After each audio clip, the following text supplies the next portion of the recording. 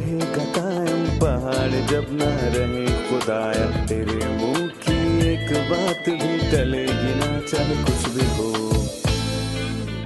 عزیز ناظرین، میں Ayad Zarif آپ تمام دیکھنے والوں کو ہمارے روز کے بائبلی مطالعاتی پروگرام کی آج کی نئی قسط میں خوش آمدید کہتا ہوں۔ ناظرین، جیسا کہ آپ جانتے ہیں کہ ابھی ہم زبور کی کتاب کا مطالعہ کر رہے ہیں، اور یہ عہد قدیم کی دوسری شاعرانہ کتاب ہے، اور آج کے پروگرام میں ہم 57، 58 اور 59ویں زبور کا مطالعہ کریں گے۔ پروگرام کے باقاعدہ آغاز سے پہلے میں خدا کے خادم کا اسٹوڈیوز میں خیر مقدم کروں گا، بھائی یوسف کا۔ خوش آمدید بھائی، بہت شکریہ، آپ کی آمد کا بہت شکریہ۔ خدا آپ کو برکت دے۔ اور اسٹوڈیو میں موجود ہمارے دیگر مہمانوں کو بھی خوش آمدید۔ بھائی یوسف، ہم 57ویں زبور، 58ویں زبور اور 59ویں زبور کے عنوان کو دیکھتے ہیں۔ میر مغنی کے لیے التشہید کے سر پر داؤد کا مزمور۔ آپ ہمیں اس کے عنوان کے متعلق بتائیے۔ دیکھیں بھائی، یہاں پر میں کہوں گا کہ التشہید زبور کے لیے ایک خاص سر ہے۔ اس کا ذکر استثنا کے 9 باب کی 26ویں آیت میں ہوا، جب موسیٰ نے لوگوں کے لیے دعا کی، اے خداوند خدا، جن کو تو مصر سے نکال لایا، ہلاک نہ کر۔ اور میں کہوں گا ہمارا درمیانی اور لاسانی موسیٰ سے بڑا ہے، یعنی مسیح، جس نے وعدہ کیا ہے کہ میری بھیڑیں ابد تک ہلاک نہ ہوں گی۔ اس عنوان میں تسلی ہے کہ نبوتی لحاظ سے حقیقی ایماندار کبھی ہلاک نہیں ہوتا، اور یہ لوگ بڑی مصیبت کے وقت ہلاک ہو جائیں گے۔ اور مسیح نے کہا، اگر وہ دن گھٹائے نہ جاتے تو کوئی بشر نہ بچتا، لیکن خداوند برگزیدوں کی خاطر ان دنوں کو گھٹائے گا، وہ بادشاہی میں داخل ہوں گے۔ اور التشہید زبور کے لیے ایک اچھا عنوان ہے، اور میں کہوں گا کہ اس سے مستقبل کے لیے ہمیں تسلی ملتی ہے۔ یہ مصیبت کے بارے میں لکھے مزامیر سے خوبصورت ہے۔ مصیبت کے بیچ بھی خدا ہمیں تسلی دیتا ہے، ایماندار ہلاک نہیں ہوتا۔ یہ داؤد کا مزمور ہے، مذکام اس وقت کا جب وہ مغارہ میں ساؤل سے بھاگا۔ بھائی یوسف، یہ واقعہ کب ہوا؟ یہاں کس مغارے کی بات ہوئی؟ یہ ادلام کی غار تھی۔ 3 مزامیر میں داؤد کے غار میں رہنے کے تجربے کی بات کی گئی ہے، اور 42واں زبور وہ پہلا زبور ہے جس میں اس کی بات ہوئی ہے۔ یہاں داؤد کی نفسیاتی حالت ٹھیک نہ تھی، اور میں کہوں گا کہ داؤد کو کسی طرف سے رحم اور مدد کی امید نہ تھی۔ اور یہاں اس سے بھی بڑھ کر لکھا ہے، میرا دل قائم ہے، اے خدا میرا دل قائم ہے، میں گاؤں گا بلکہ میں مدح سرائی کروں گا۔ اور زبور 34 میں اس کی انتہا ہوئی، میں ہر وقت خداوند کو مبارک کہوں گا، اور اس کی ستائش ہمیشہ میری زبان پر رہے گی۔ میری روح خداوند پر فخر کرے گی۔ اس نے زبور 34 میں اپنے تجربے کا ذکر کیا، کیونکہ جب داؤد غار میں رہا تو اس کے لیے حالات مشکل ہوئے، اور اس نے 3 شاندار مزامیر لکھے، زبور 34، زبور 57 اور زبور 142۔ بھائی یوسف، اس زبور کے مرکزی عنوان کو پڑھنے سے پہلے اس کی تقسیم کے بارے میں بتائیے۔ دیکھیں بھائی، میں کہوں گا کہ یہ زیادہ مشکل ہرگز نہیں ہے۔ شروعات میں اس نے رحم کی فریاد کی، مجھ پر رحم کر اے خدا، مجھ پر رحم کر، کیونکہ میری جان تیری پناہ لیتی ہے۔ اور اس نے 7ویں آیت تک یہی بات کی، اور اس کے بعد اس نے مختلف انداز میں بات کی، اے خدا میرا دل قائم ہے، میں گاؤں گا بلکہ میں مدح سرائی کروں گا۔ اور پھر 8ویں آیت میں خوبصورت اظہار کیا، میں خود صبح سویرے جاگ اٹھوں گا۔ وہ اپنے گیت سے صبح کو جاگے گا، یعنی وہ صبح سے بھی پہلے اٹھے گا۔ بلکہ یہاں پر میں یہ کہنا چاہوں گا کہ وہ اس کو اپنے گیتوں سے اٹھائے گا، اور یہ پر اعتماد لہجہ ہے، حالانکہ اس وقت بادشاہ اس کو قتل کرنا چاہتا تھا، پر وہ صبح کو گیتوں سے جاگتا ہے۔ اس زبور کو 2 حصوں میں تقسیم کرتے ہیں۔ ایک تا 6 آیات، اس نے خطروں میں بھی خدا ان پر بھروسہ کیا۔ جی ہاں۔ پھر 7ویں آیت سے زبور کے آخر تک اس نے خطروں کے بیچ گیت گانے کی بات کی۔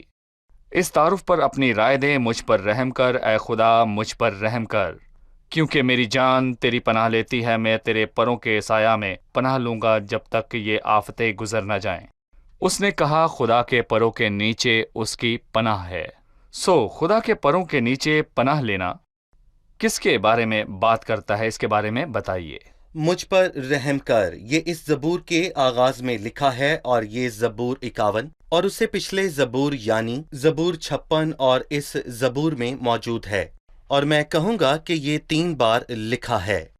مجھ پر رحم کر، کیونکہ ایمانداروں کو رحم کی ضرورت ہوتی ہے، چاہے اندرونی دشمن ہو، یعنی کہ خواہشات، یا پھر बैरूनी दुश्मन जैसे फिलिस्ती, साउल या मुआबी और ईमानदार को रहम की जरूरत होती है। और ये बहुत ही खूबसूरत बात है, खुदा के पैरों के नीचे पनाह लेना। और ये पहली बार मुआबी औरत की कहानी में लिखा गया और इसकी कहानी रूत के दूसरे बाब में दर्ज है। बोअज ने कहा, ऐ खुदावन जिसके पैरों के नीचे तू पनाह लेने आई है। मुबारक है वो ईमानदार जो खुदा के पैरों के नीचे पनाह लेता है। और मसीह ने दुनिया में आकर लोगों को बताया, लिखा है कि कितनी बार मैंने चाहा, जिस तरह मुर्गी अपने बच्चों को पैरों के तले जमा कर लेती है, उसी तरह मैं तेरे लड़कों को जमा कर लूंगा। ईमानदार इस जगह पर खुद को महफूज महसूस करता है और खुदा की नरमी और कुदरत से महजूज होता है। जैसे एक मुर्गी अपने चूजों को पैरों के नीचे छुपाकर उनको गरमाइश देती और उनकी हिफाजत करती है, वो उन्हें छुपा लेती है। भाई यूसुफ तीसरी आयत के बाद उसने खुदावंद ताला से फरियाद की, वो मेरी निजात के लिए आसमान से भेजेगा जब वो जो मुझे निगलना चाहता है मुलामत करता हो। सेला। खुदा अपनी शफकत और सच्चाई को भेजेगा, उसकी निजात आसमान से आएगी। भाई इससे हम क्या अक्स करें? ये अबदी निजात है या बड़ी मुसीबत से छुटकारे का जिक्र है? निजात और किसी के पास नहीं। ज़बूर 60 में लिखा है, इंसानी मदद अबस है।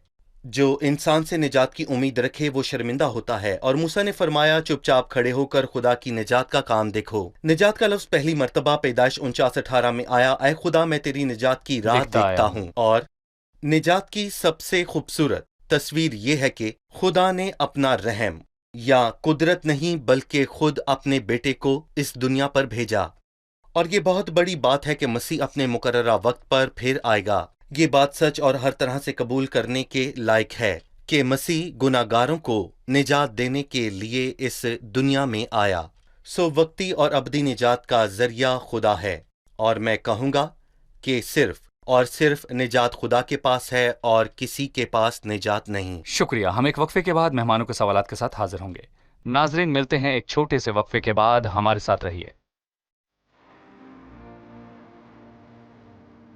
कुछ तबसरा निगार मानते हैं कि ज़बूर 57 दाऊद ने अदलाम की गार में लिखा। उसने वहां और भी ज़बूर लिखे और उन पर गौर किया।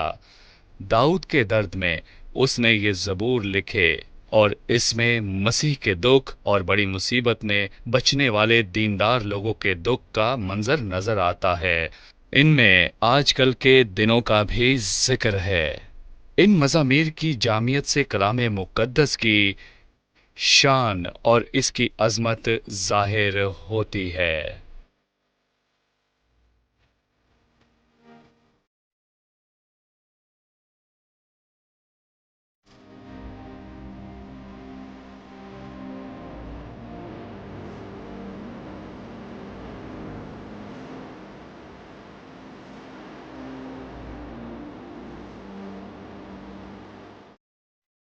खुशामदीद। आइए चलते हैं मेहमानों की जानिब और जानते हैं उनका सवाल। मेरा सवाल ज़बूर 58 की पहली आयत से है। ए बुजुर्गो, क्या तुम दर हकीकत रास्त गोई करते हो? बुजुर्गों का क्या मतलब है? भाई ज़बूर 58 के आगाज में बुजुर्गों की बात हुई, वो किससे मुखातिब है? बुजुर्गों का क्या मतलब है, ये बताइए। उसने तीसरी आयत में भी उन लोगों से कहा कि शरीर पैदाइश ही से कजरवी इख्तियार करता है, वो पैदा होते ही झूठ बोलकर गुमराह हो जाते हैं। और मैं कहूँगा इब्रानी में ये आयत मुश्किल है, पर इसका अंग्रेजी तर्जुमा बहुत ही आसान है। और यहाँ पर लिखा है कि ऐ बुजुर्गो, क्या तुम दर हकीकत रास्त गोई करते हो? और मैं यहाँ पर बताता चलूं कि उसने लोगों को मलामत की क्योंकि वो सच नहीं बोलते थे। और उसने कहा कि वो लोग जो ये दावा करते हैं कि वो खुदा को जानते हैं, वो दरअसल रास्तगो नहीं हैं। मतलब कि रास्ती और सच्चाई मौजूद नहीं। बिल्कुल। भाई यूसुफ, क्या हर दौर में ऐसा नहीं होता? दरहकीकत दुनिया के आगाज ही से इसमें सच्चाई और रास्ती मौजूद है। लोग नाइंसाफी की बदौलत दुख उठाते हैं। और सुलेमान ने कहा कि सदाकत के मकान में शरारत है, पर जमीन के लिए उम्मीद मौजूद है। और मसीह अपने मुकर्ररा वक्त पर सल्तनत करेगा, तब ये पूरा होगा। लिखा है कि देख, एक बादशाह सदाकत से सल्तनत करेगा और शहजादे अदालत से हुक्मरानी करेंगे। मतलब कि जैसे आज दुनिया में सदाकत और अदालत मौजूद नहीं, सच्चाई मौजूद नहीं, मसीह की सलीब से समाजी इंसाफ की नाकामी जी, साबित सब हुई, बेकार है। क्योंकि वहां जुल्मत थी। जुल्म था, लेकिन सदाकत की बुनियाद रखी गई, और जब मसीह आकर सल्तनत करेगा तो ये बात पूरी होगी। भाई यूसुफ, मैं चाहता हूं कि आप 9वीं आयत की वजाहत फरमा दें ताकि हम इसको अच्छी तरह समझ सकें। इससे पहले कि तुम्हारी हांडियों को कांटों की आंच लगे, वो हरे और जलते दोनों को यकसा बगोले से उड़ा ले जाएगा। इसके मानी बताइए। ये खताबियाना अंदाज है।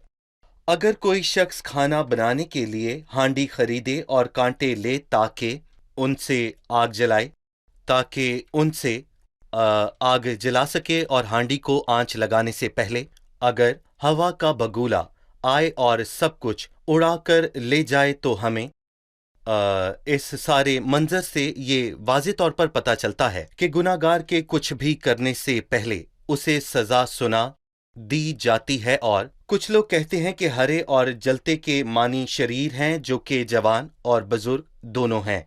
और मैं यहाँ पर यह कहना चाहूंगा कि खुदा की अदालत में इन दोनों को सजा मिलती है। इस जबूर में से मेरा आखिरी सवाल 6ठी आयत में से है, ए खुदा तू उनके दांत उनके मुंह में तोड़ दे, ए खुदावंद बब्बर के बच्चों की धाड़े तोड़ डाल। क्या फजल के दौर में उनके खिलाफ ये दुआ करना मुनासिब है जो हमें सताते हैं?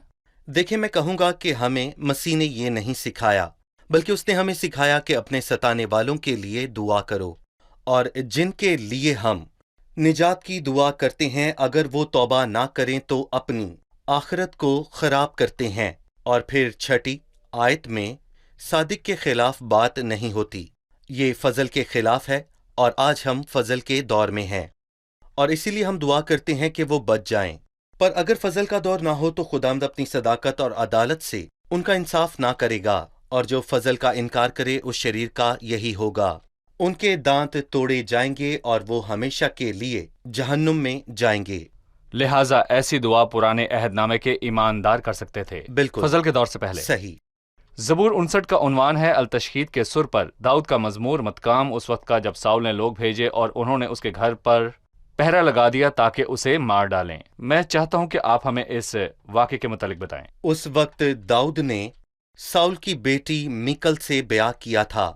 जब बादशाह ने सुना कि औरतों ने दाऊद के लिए ये गीत गाया तो वो बहुत हैरान हुआ। साउल ने तो हजारों को, पर दाऊद ने लाखों को मारा। तो साउल नहायत खफा हुआ और वो कहने लगा, उन्होंने तो दाऊद के लिए लाखों और मेरे लिए हजारों ठहराए, वो उसे कत्ल करना चाहता था।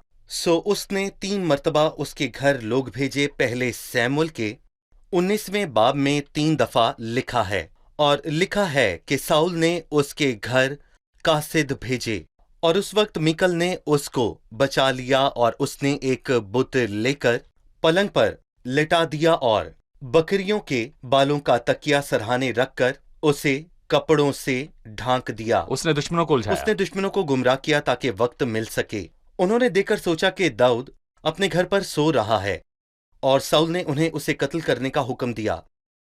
और जब वो कत्ल करने को आए तो दाऊद उनको ना मिला, और उस वक्त दाऊद वहां से बच निकला और उसने गीत गाया, वो बच गया। और मैं कहूंगा कि इस जबूर से हमें ये मालूम होता है, वो शाम को लौटते और कुत्ते की तरह भौंकते हैं और शहर के गिर्द फिरते हैं। 16वीं आयत, लेकिन मैं तेरी कुदरत का गीत गाऊंगा, बल्कि सुबह को बुलंद आवाज से तेरी शफकत का गीत गाऊंगा। उन्होंने उसको सुबह मारने का मंसूबा बांधा, पर उसी सुबह को उसने गीत गाया क्योंकि वो बच गया। और मैं कहूंगा कि बहुत बार हमें खुदा की निजात की तस्वीर दिखाई देती है। अक्सर हम अपनी मौत के करीब होते हैं, पर खुदा ताला हमें महफूज रखता है और हम उसका गीत गाते हैं। सही। भाई यूसुफ 10वीं आयत है, मेरा खुदा अपनी शफकत से मेरा पेश रो होगा, खुदा मुझे मेरे दुश्मनों की पस्ती दिखाएगा। इसके बाद 16वीं और 17वीं आयत है, लेकिन मैं तेरी कुदरत का गीत गाऊंगा, बल्कि सुबह को बुलंद आवाज से तेरी शफकत का गीत गाऊंगा, क्योंकि तू मेरा ऊंचा बुर्ज है और मुसीबत के दिन मेरी पनाह गाह। ऐ मेरी कुवत में तेरी मदद सराई करूंगा, क्योंकि खुदा मेरा शफीक मेरा ऊंचा बुर्ज है। उसने खुदा की शफकत का गीत गाया, उसने रहीम खुदा की बात की। इससे क्या मालूम होता है? जी, खुदा की रहमत अजीम है, और कितनी शानदार बात है कि खुदा रहीम है, और इससे भी बड़ी बात यह है कि वो रहमत का खुदा है। हमारे पास तसल्ली और तसल्ली का खुदा दोनों मौजूद हैं।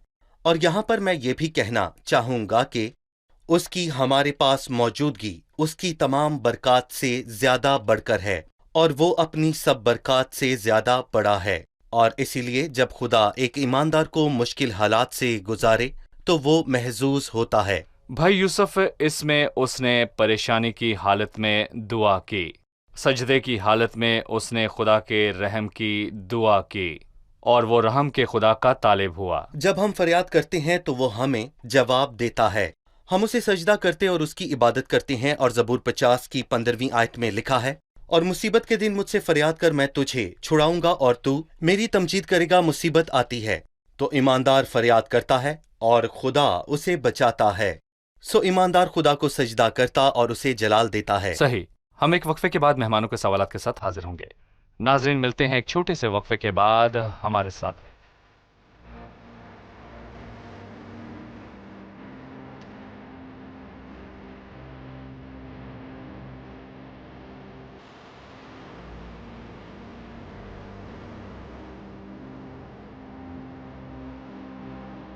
خوش آمدید، آئیے چلتے ہیں مہمانوں کی جانب اور جانتے ہیں ان کا سوال۔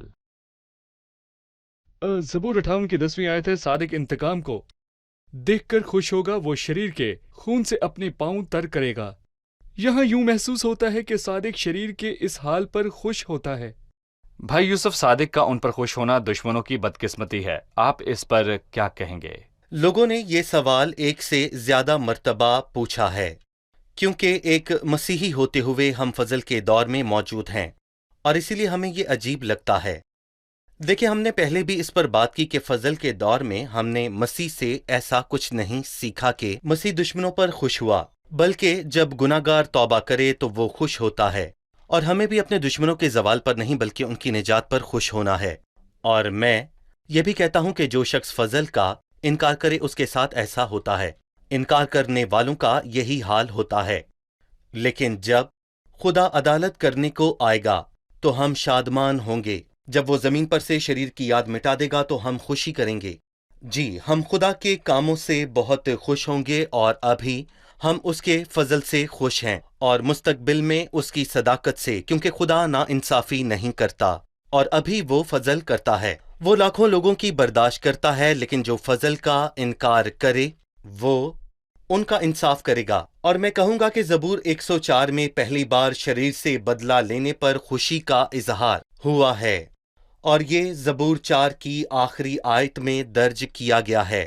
گناہ گار زمین پر سے فنا ہو جائیں اور شریر باقی نہ رہیں، اے خدا میری جان، خدا ان کو مبارک ہے، خداوند کی حمد کرو۔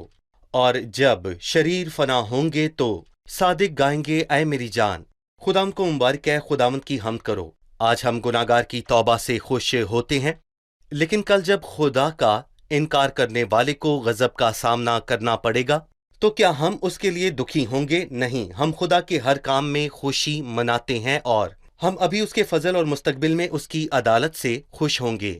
13ویں آیت ہے، قہر میں ان کو فنا کر دے تاکہ وہ نابود ہو جائیں اور وہ زمین کی انتہا تک جان لے کہ خدا یعقوب پر حکمران ہے۔ صلہ، زمین کی انتہا تک جان لے کہ خدا یعقوب پر حکمران ہے۔ ابھی سب کچھ اس کے تابع نہیں، تو یہ کب ہوگا؟ آپ اس کے بارے میں کیا کہیں گے؟ جی، میں کہوں گا کہ بحالی کے وقت یہ سب پورا ہوگا جب مسیح آسمان سے آئے گا کہ زمین پر سلطنت کرے۔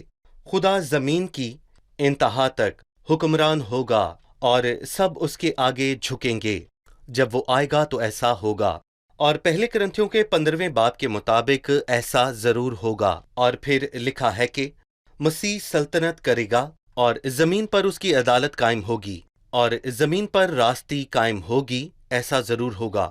اور میں کہوں گا کہ یہ اس نبوت کے صاف اور واضح الفاظ ہیں۔ کچھ لوگ اس کا انکار کرتے ہیں، پر خدا کے کلام نے اس کی تصدیق کی اور ہم اس پر ایمان رکھتے ہیں۔ صحیح۔ بھائی یوسف، وضاحت کے لیے شکریہ۔ بھائی یوسف، شریر کے متعلق ایک جملہ دہرایا گیا۔ 6 آیت ہے، وہ شام کو لوٹتے اور کتے کی طرح بھونکتے ہیں اور شہر کے گرد پھرتے ہیں۔ پھر اس کے بعد 14ویں آیت ہے، اور پھر وہ شام کو لوٹیں اور کتے کی طرح بھونکیں اور شہر کے گرد پھریں۔ ہمیں بتائیے کہ کتوں کی طرح سے کیا مراد ہے؟ ایک نبی ہوتے ہوئے داؤد نے اپنی ذاتی تکلیف کے علاوہ قوم کے دکھ کی بات کی۔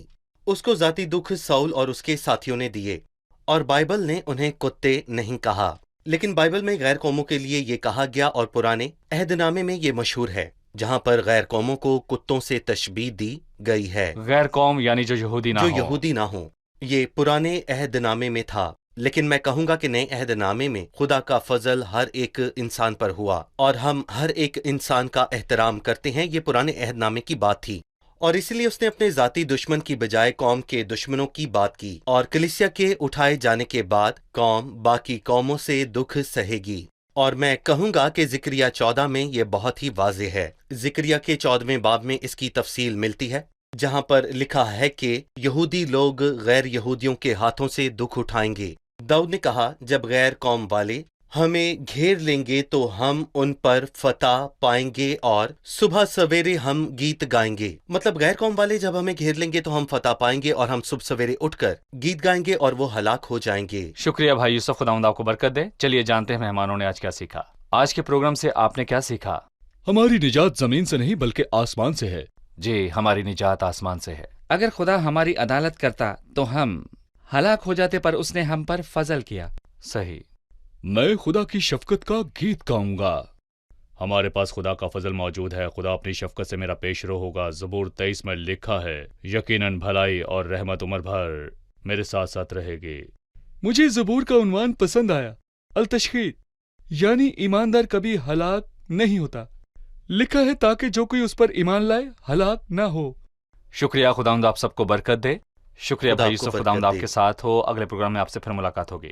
عزیز ناظرین، آپ جہاں کہیں بھی ہیں، ان 3 مضامیر کا عنوان ہے التشخیص یعنی ہلاک نہ کرنا۔ عزیزو، آپ کسی بھی ملک سے ہوں، وہاں کی سیاسی اور سماجی حالت کیسی بھی ہو، خداوند کا وعدہ ہے، میری بھیڑیں میری آواز سنتی ہیں اور میں انہیں جانتا ہوں، اور وہ میرے پیچھے پیچھے چلتی ہیں، اور میں انہیں ہمیشہ کی زندگی بخشتا ہوں، اور وہ اب تک کبھی ہلاک نہ ہوں گی، اور کوئی انہیں میرے ہاتھ سے چھین نہ لے گا۔ خداوند کے الفاظ یاد رکھیں، وہ مجھے پکارے گا اور میں اسے جواب دوں گا، میں مصیبت میں اس کے ساتھ رہوں گا، میں اسے چھوڑاؤں گا اور عزت بخشوں گا، میں اسے عمر کی درازی سے آسودہ کروں گا اور اپنی نجات اسے دکھاؤں گا۔ حقیقی ایماندار کبھی ہلاک نہیں ہوتا۔ جب تک مسیح آپ کا جلال، آپ کی طاقت ہے، اس کی حمد کریں۔ عزیزو، ہمیشہ خدا کے وعدوں پر بھروسہ رکھیں۔ اپنے ارد گرد کے حالات سے عزیزو آپ کبھی مت گھبرائیں۔ اگلی قسط میں آپ سے پھر ملاقات ہوگی۔ خداوند آپ سب کو برکت دے۔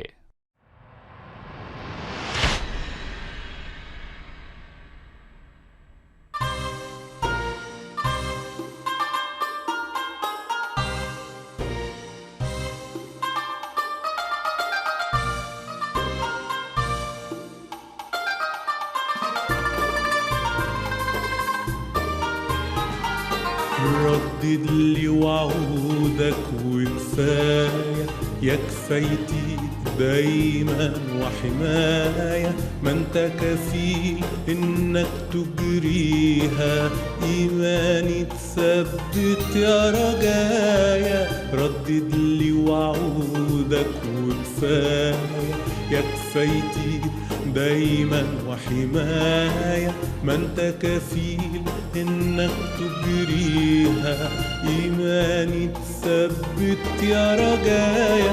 انا صابر مش هطرح ثقتي، مستنيك ورجايا اكيد، بايمان وانا راح تتحقق في حياتي كل المواعيد.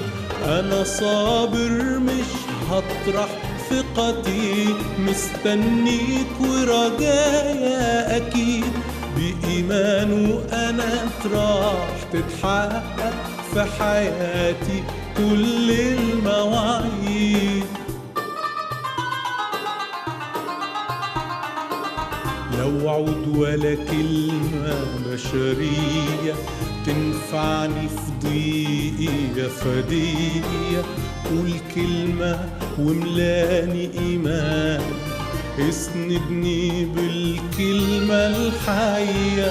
لا وعود ولا كلمة بشرية تنفعني في ضيقي يا فدية. قول كلمة املاني إيمان، اسندني بالكلمة الحية. أنا صابر مش هطرح ثقتي، مستنيك ورجايا أكيد بإيمانه أنا راح تتحقق في حياتي كل المواعيد. أنا صابر مش هطرح ثقتي، مستنيك ورجايا أكيد بإيمانه أنا راح تتحقق في حياتي كل المواعيد. لا جيوش ولا خيل هتخلصني، ولا سيف ولا قوس يدي النصرة، دي يمينك بس ونور وجهك، وبروحك مش قوة وقدرة. لا جيوش ولا خيل هتخلصني، ولا سيف ولا قوس يدي النصرة، دي يمينك بس ونور وجهك، وبروحك مش قوة وقدرة. أنا صابر مش هطرح ثقتي، مستنيك ورجايا أكيد بإيمانه أنا راح تتحقق في حياتي كل المواعيد. أنا صابر مش هطرح ثقتي، مستنيك ورجايا أكيد بإيمانه أنا راح تتحقق في حياتي كل المواعيد. ده اللي قلبه مشغول بيك بيلاقي نعمة وإحسان، واللي عينه بتنظر ليك مش ممكن يرجع خجلان. ده اللي قلبه مشغول بيك بيلاقي نعمة وإحسان، واللي عينه بتنظر ليك مش ممكن يرجع خجلان. أنا صابر مش هطرح ثقتي، مستنيك ورجايا أكيد بإيمانه أنا راح تتحقق في حياتي كل المواعيد.